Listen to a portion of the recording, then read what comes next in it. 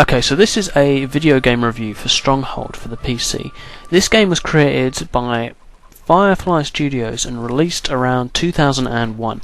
It is a castle sim where the purpose of the game is to complete various missions, most of which involve you developing a settlement, setting up walled defences and repelling enemy invaders.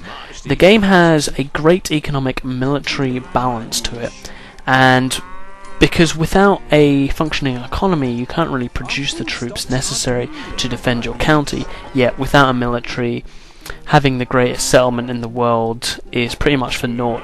Your enemies can just walk in and take it from you. So the story mode pits you against 4 enemy lords. These are the rat, the snake, the pig and the wolf, each of which have nice personalities and are quite well voice acted.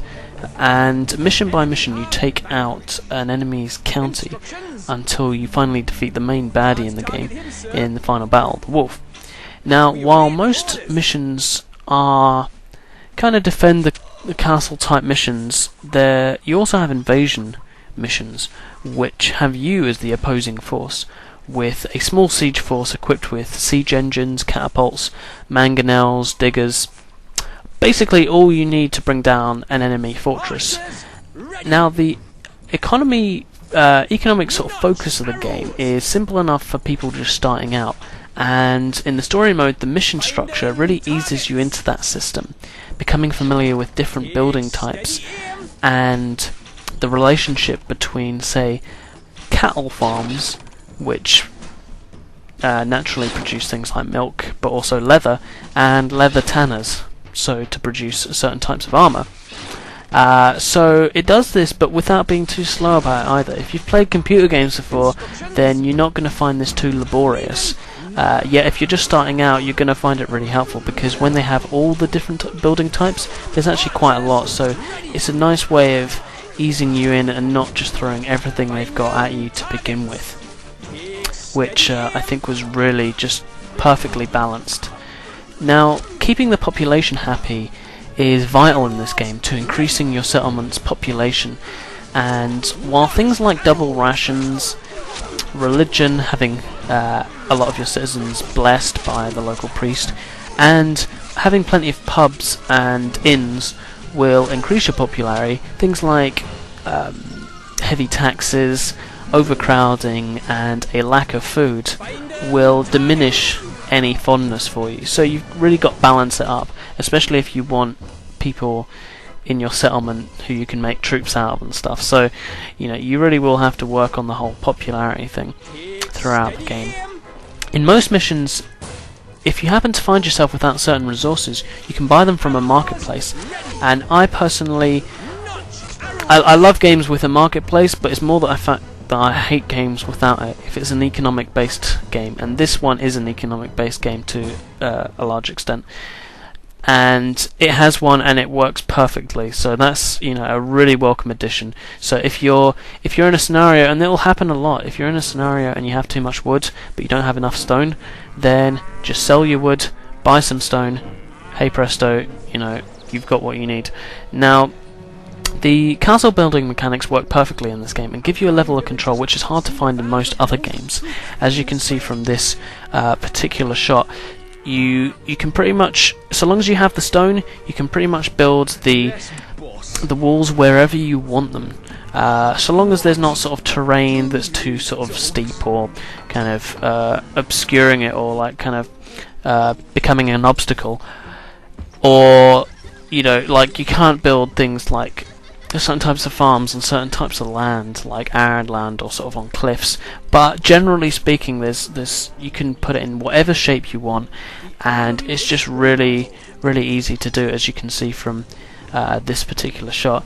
So you can erect great towers, gateways which close when the enemies approach and protect your citizens inside the walls, and you can put things like pits of spikes, caged dogs, rivers of pitch.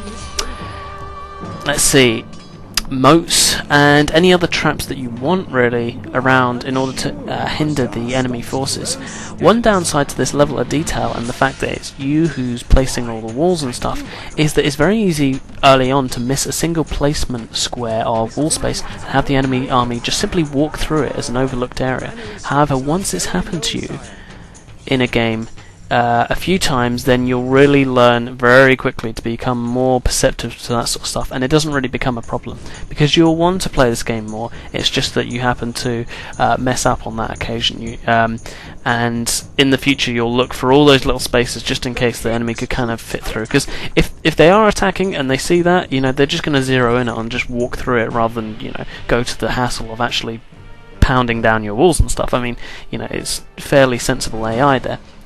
Now, there are really useful controls for things like rotating the camera and dropping down buildings once your settlement expands to become this sort of sprawling settlement, which it probably will do if it in any sort of later campaign mission.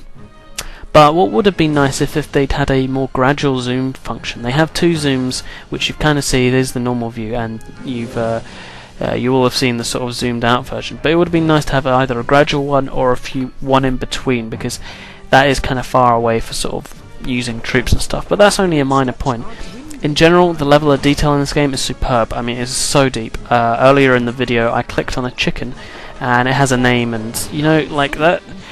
Little things like this, the level of detail, you can click on any of those characters on the screen that you see in front of you. They just go to work as normal. You don't have to control them or anything, but they'll have a name to the character, and they'll say something witty or like have a quirky opinion, such as these taxes are a bit much, my lord, or whatever, and it just gives such a nice kind of charm to a game that you're already enjoying, and it just shows that the developers are having a lot of fun. They didn't take this too seriously, and they've made a very immersive game, and it really it brings the whole settlement and medieval times to life in a way. And it just the fact that you can look in on the buildings when they're making the bread and everything, it's just so nice. I just in some ways I don't have enough nice things to say about this game.